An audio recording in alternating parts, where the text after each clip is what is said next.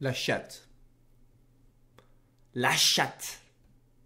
La chatte qu'on a, les amis, c'est incroyable. Non, franchement, chapeau. Chapeau, voilà, encore une fois, enfin, chapeau. Surtout, désolé Monaco, d'une certaine façon. D'ailleurs, bon, du coup, grâce à nous, le PSG est officiellement champion de France. J'espère qu'ils nous le rendront bien le 25 mai. Euh... Eh bien, salut à tous les amis, aujourd'hui on se retrouve pour un nouveau débrief. Pour le débrief de OL AS Monaco, victoire 3-2 de nos Lyonnais. Je vous fais ce débrief un peu plus tard que d'habitude, j'ai pas pu voir le match en direct, malheureusement. J'ai regardé au taf. Là, je me suis refait un peu les moments forts pour voir un peu comment étaient les buts et tout, mais j'ai globalement vu le gros du match, les gars. Eh ben, commençons. Commençons, et je peux vous dire déjà, pour faire déjà un petit bilan vite fait de ce match, enfin de ce que j'ai pensé de ce match. C'est que je sais pas comment on fait, hein. Je sais pas comment on fait, je sais pas encore une fois ce qui est arrivé, je me répète, mais on fait des miracles, on fait des choses qui ne sont pas normales.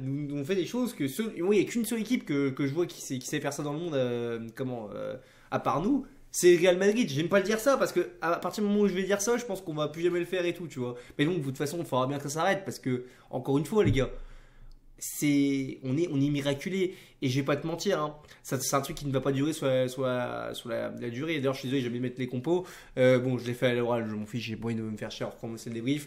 Du coup, c'était un 4-3-3, du coup on est revenu sur un 4-3-3 avec Lopez dans les cages, Nathan Rowe, Maitland Nice à la charnière centrale, O'Brien, Keitachar, je vais parler de vite fait après aussi. À gauche, Clinton Matok qui a dépanné à gauche, qui s'est plutôt bien sorti d'ailleurs, je trouve, hein. Il s'en est bien sorti, à l'absence de Tagliafico. Le milieu à 3, Matic, Cacré, Tolisso. Et l'attaque, Lacazette, Nuama et Benrahma. Du coup, c'était ça la compo. Moi, je vous dis, je pense réellement qu'il va falloir à un moment donné, quand même, malgré tout, qu'on s'en sorte encore une fois, qu'on commence à être un peu plus sérieux, et surtout défensivement, quoi.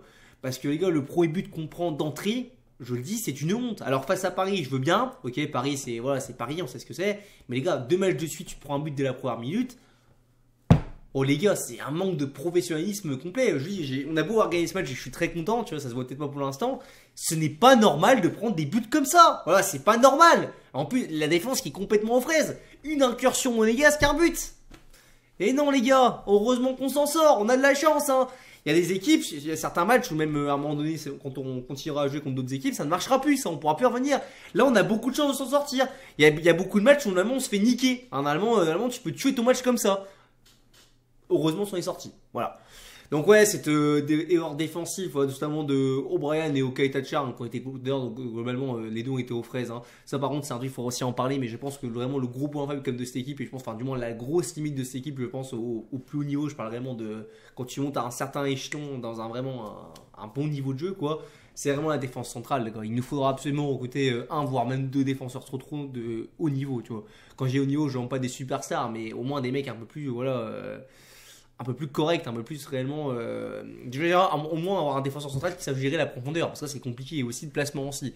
Bref, on commence ce match là globalement horriblement. Voilà, on va pas se mentir. Pendant 10 minutes, Monaco est globalement, je trouve, assez au-dessus de nous. Ils ont même failli marquer ils ont failli même marquer un deuxième but. Heureusement, Balogun était en jeu, mais on a vu que dans la profondeur, ils pouvaient nous faire mal les Monégasques.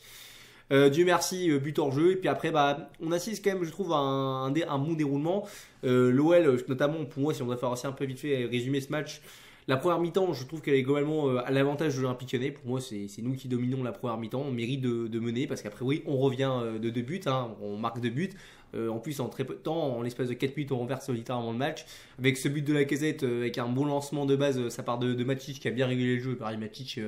Ce type, je ne sais pas combien de temps il lui reste à faire dans le football de haut niveau. Je parle vraiment d'avoir un très bon niveau, mais on espère que ça durera le plus longtemps possible. Parce que je sais pas quel âge il a 34-35, même peut-être un peu plus, je sais même plus. Mais Matic, c'est trop fort. Matic, c'est trop fort, ça change tout ton milieu. Un vrai 6, quoi, vraiment un très très bon 6, hein. Je pense que dans un club comme le PSG, il aurait sa place dans la rotation. Peut-être pas titulaire, mais il aurait sa place dans la rotation.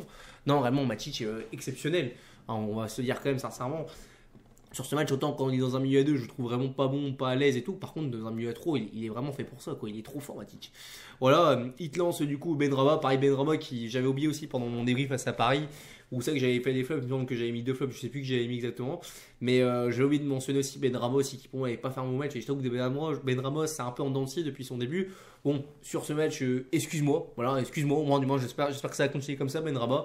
Franchement, Saïd, très bon match de ta part. Franchement, très bon match de ta part.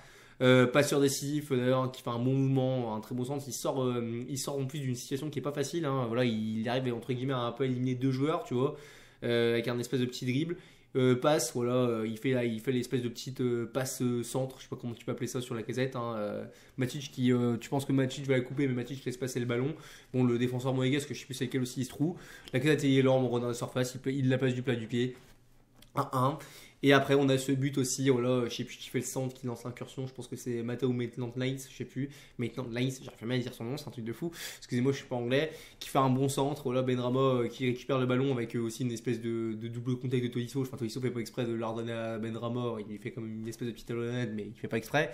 Benrahma, voilà, qui garde son sang-froid, qui fixe hein, en plein milieu. Le gardien monégasque pensait vraiment qu'il allait frapper sur un côté. Il fixe au milieu, 2-1. Et puis après, voilà, hein, franchement, globalement, cette équipe de Monaco n'existe plus. Franchement, globalement, ils n'ont pas existé en première mi-temps. Je trouve même qu'on aurait pu en remettre un troisième, voire un quatrième. Mais bon, voilà, ils n'existent plus.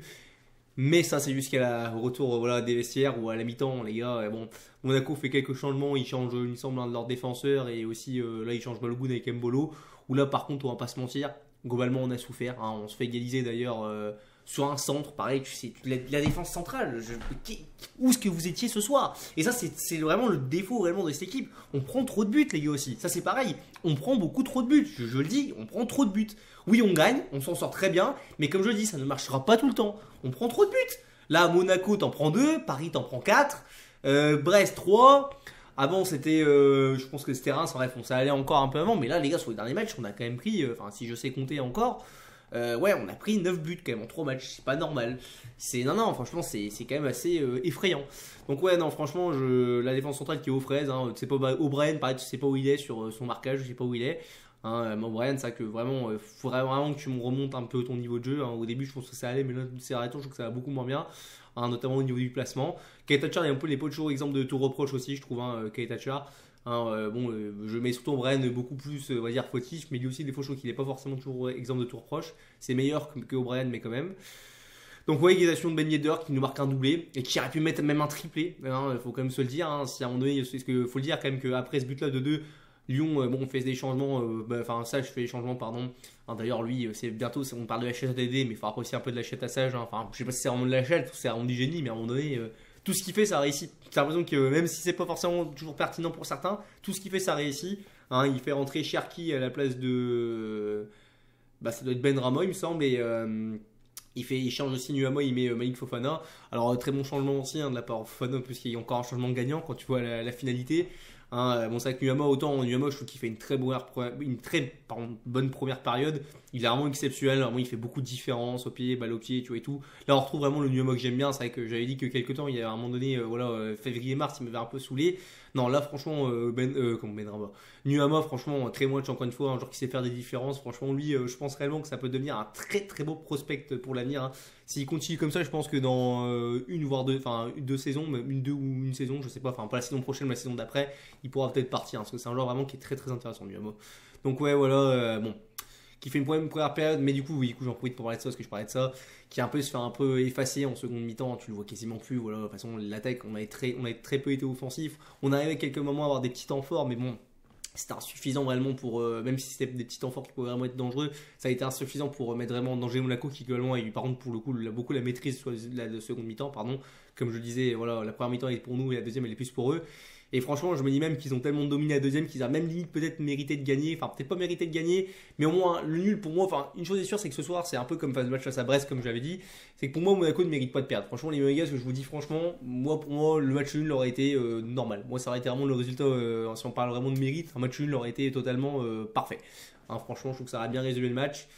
Mais bon, non, il y a ce but en jeu de Ben Yedder sur coup franc, pareil, ça se joue à rien aussi, hein, ça ne se joue à rien. Les gars. Lopez aussi, n'est pas aussi exemple de tout reproche aussi. Lopez, on a vu qu'il était un peu compliqué. Lopez qui a aussi un peu de mal. Bon, malheureusement, des fois, j'ai toujours, comme je le dis souvent, c'est un peu à cause de sa taille. Le mec, vraiment, des fois, il a 1 millimètre il touche le ballon, mais c'est pas assez ferme, c'est pas assez long, le bras est pas assez long pour qu'il arrête le ballon. Donc, ouais, c'est complexe. Et qu'est-ce que je voulais dire? Oui, donc bon, heureusement on débute ce but hors jeu. Mais malgré ce troisième but hors jeu qui est du coup hors jeu, du coup pour Monaco, tu te dis. Moi, je me dis, enfin, dans ma tête à ce moment-là, je me dis, putain, on va craquer. Vraiment, tu sens vraiment que là, on est à rien. Monaco est vraiment à 2 doigts d'égaliser. Enfin, de marquer son troisième but, je me dis, putain, ça va se finir mal cette histoire.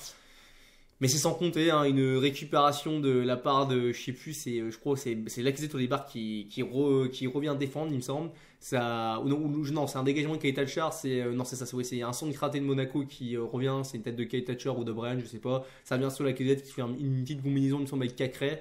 Voilà, il la passe à Lacazette qui lance parfaitement Mike Fofana sur le côté gauche. Mike Fofana, voilà, il court vite, hein. Franchement, il court vite, Mike Fofana. Il a deux Moïgas qui reviennent, mais ils sont pas assez rapides, ils sont sur le point de le revenir, enfin de revenir sur lui. Il arrive hein, face à face avec le goal, je sais plus comment il s'appelle, le goal monégasque. Plat du pied, vraiment un sang-froid. Vraiment, le ballon est super bien placé, la frappe est super bien placée, à terre. Donc, franchement, super bien joué, un sang-froid, franchement, il faut le dire. Là, il a vraiment été tueur pour le coup, là, faut le dire. But de Fofana, Lyon gagne 3-2 après. Alors on a même pu mettre un quatrième but, franchement, si on est un peu plus tueur. La Gazette a une action, qui est Thatcher aussi, il me semble, sur un corner. Non, franchement, il y avait moyen de peut-être gagner ce match à la fin à partir du troisième but qui survient à la 83e ou 84e, je sais plus. Non, franchement, il y avait vraiment moyen de faire quelque chose. Et voilà, bon, enfin, du moins gagner 4-2, mais on s'en fout, c'est le même résultat, c'est le même nombre de points au final. Donc ouais, on repart avec les 3 points. Monaco, voilà, qui du coup perd ce match. Hein. Je vous dis franchement, les Monégasques, je serais vraiment dégoûté si j'étais Monégasque, parce que franchement, il faut quand même le dire, franchement, c'est pas cher, c'est cher payé pour nous. Enfin, c'est pas cher payé. Non, je sais pas c'est quoi l'expression, mais c'est vraiment, voilà. Tu te sens pas bien payé, quoi. Je pense que je dormirais mal si j'étais Monégasque. Bref, ouais, j'ai pas d'autre expression. Donc ouais les gars, on s'impose 3-2, hein, on prend 3 points, Rennes a perdu d'ailleurs, enfin c'est un truc, j'ai pas vu ce match là d'ailleurs aussi. Rennes-Brest, hein, Brest qui pour le coup là ils ont gagné, ils ont fait une remontada, tu vois comme quoi ils sont peut-être vengés de ce qu'on leur a fait il y a quelques semaines. Enfin du coup c'était, ouais ça, il y a quelques semaines, c'était 2 semaines, voilà 5-4 ça va être un bon match à voir. On passe du coup 8ème, on passe devant Rennes. Bon, Marseille a gagné malheureusement son match, du coup il reste devant nous. Mais au même nombre de points, sauf qu'ils ont un match de retard. On verra si sur le match de retard, je crois que c'est contre Nice, ils gagnent. Sinon, voilà, on peut potentiellement, on verra bien sur les prochaines journées. Bon, après la victoire face à la Lens de leur part, c'est bien aussi pour nous, parce qu'un côté, Lens est juste devant. Donc au final, ça évite à Lens aussi de s'envoler devant. Donc ouais, en final, tout est possible via le classement. Enfin, tout est possible. Pas la Ligue des Champions, mais l'Europa League, par contre, est clairement possible. Faut quand même le dire, surtout qu'en plus, on est officiellement maintenu. Ça fait, je l'avais pas dit peut-être la semaine dernière, mais oui, on est officiellement maintenu. Il peut plus rien nous arriver. Donc voilà les gars, on a plus vraiment à se soucier de ce qu'il y a derrière nous, il faut se soucier maintenant de ce qu'il y a devant nous entre guillemets, il faut essayer de jouer à fond.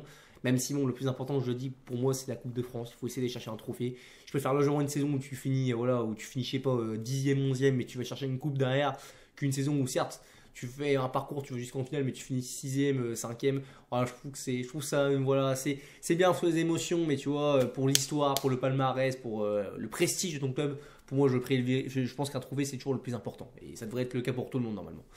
Donc, ouais, rien d'autre à dire, les gars, globalement, sur ce débrief, hein. Si ce n'est les tops et les flops. Donc, les tops, bah, je veux dire, pour la première mi-temps, j'avais envie de mettre, comme je disais, Nuama, parce que je trouve qu'il a vraiment fait beaucoup de bien, Nuama. Le milieu de terrain aussi, également, Matic, pour moi, qui a été encore très bon. Matic, Cacré aussi, tous les sous, ils sont bien donnés. Mais ouais, Matic, Cacré, je trouve que ça a été très fort aussi, encore. On a aussi Benrahma, on est obligé de mettre Benrahma, hein. Benrahma obligé de le mettre en top aussi sur ce match, hein. Globalement il fait un très bon match, hein.